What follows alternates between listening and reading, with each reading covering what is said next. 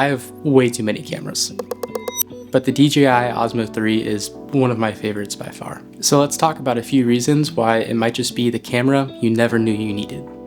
Quick disclaimer, I bought this camera with my own money and all of these thoughts are completely my own. DJI didn't pay me anything to say any of this, but if they wanted to, I would not be opposed. When talking about the DJI Osmo Pocket 3, we have to talk about the elephant in the room, or in this case, the mouse. Yes, we're talking about the size. This thing is absolutely tiny, hence the name Osmo Pocket. However, I don't know whose pockets are actually big enough to fit this. Like that name's a little bit misleading. Am I happy to see you, or is that just an Osmo Pocket 3 in my pocket? But I digress. My typical gear takes up a lot of space, and it can be a bit of a pain to bring with me sometimes. Especially dealing with my backpack and all of the weight on my shoulders, it can just hurt after a long day. So swapping out my backpack full of gear for a camera that can fit into my fanny pack is pretty amazing. The small size allows me to get some cool angles and shots that I can't really do with my bigger camera gear, and it also makes filming in public a lot less embarrassing. It's still the bane of my existence, and I hate filming in public, but because the camera's so small, it's a little bit more inconspicuous, and you feel like people aren't staring at you as much. Alright, moving on. I am a sucker for a good time lapse, but you know what's better than a time lapse? A motion lapse. Now, you might be asking, what the heck is that?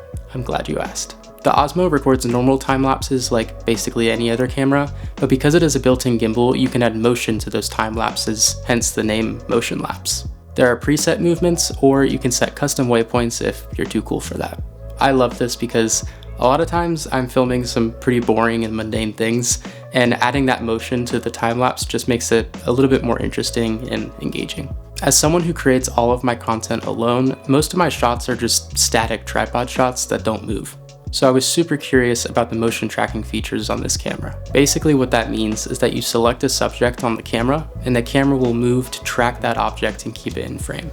This has allowed me to get some really cool shots that I otherwise would not have been able to do alone.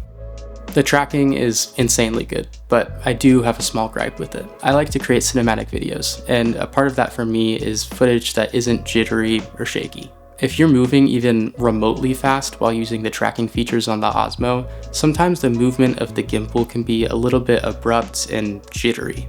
The quick turns of the camera don't feel very cinematic to me, so even though I can film alone, sometimes the movements of it make me not want to use that footage. It's currently wintertime here, and that means two things. It gets darker earlier in the day, and I'm dealing with seasonal depression. Small cameras have smaller sensors, so they're pretty notorious for doing bad in low light situations. They produce video that's just very noisy and does not look good. That is exactly where the low light mode of the Osmo comes in handy. It handles noise from dark footage really well, and it produces an image that I'm really happy with. The only thing that would absolutely suck is if the low light mode was only available when you were filming horizontal. Yeah, if you're filming in vertical mode, you can't use the low light. I don't get why DJI did that, but it leads us to our next note, which is switching between vertical and horizontal filming. The Osmo Pocket 3 allows you to quickly change between vertical and horizontal filming, all by turning the screen on the back of the camera. This has been awesome for content creation because filming videos natively vertical as opposed to filming them horizontal and then cropping in saves a lot of image quality. But as usual, there is a drawback. When you're filming in vertical, you cannot film in 4K, you can only film in 3K.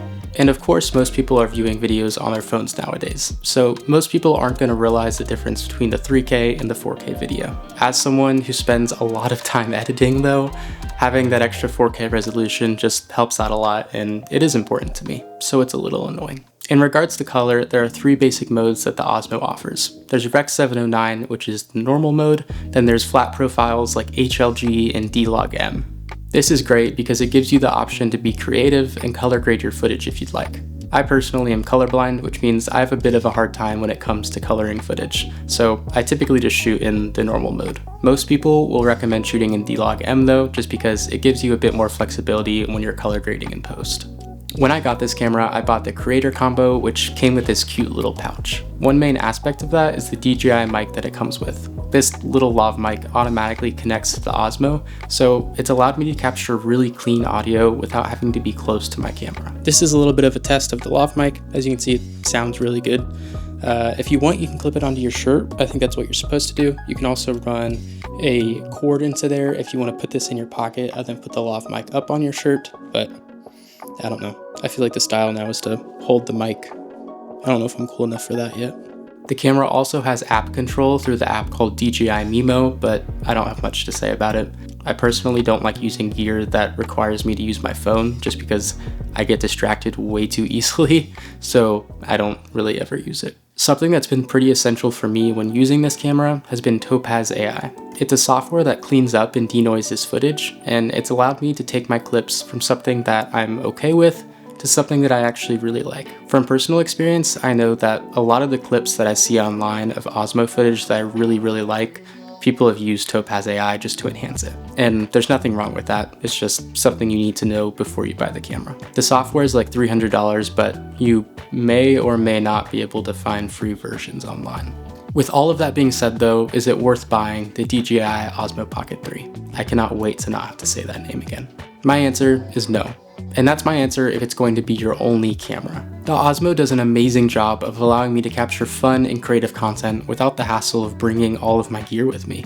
So, as my secondary camera for content creation, it's one of my favorites by far. If it was my only camera though, I might feel like there were things that I was missing out on, like the ability to take high quality photos or swap lenses. And I get it. This is a very privileged perspective to come from because I'm saying it's only good as a secondary camera when it's like $600, which is not a cheap investment. I just personally think that if you're gonna be investing around $600 to $700 on your only camera, then you might be better going the more traditional route of something like the Sony ZV-E10, where it's still a small camera that is super easy to carry around, but you can also swap lenses, record audio in other ways, and things like that. It all depends on your personal needs though, and that's something you have to decide for yourself. If you're looking for a more detailed review of the Osmo and its features, I'll link a few videos in the description below from other YouTubers who have done an amazing job of diving into the image quality, color profiles, and more technical things like that. Let me know what you think about the Osmo Pocket 3 down below in the comments, and other than that,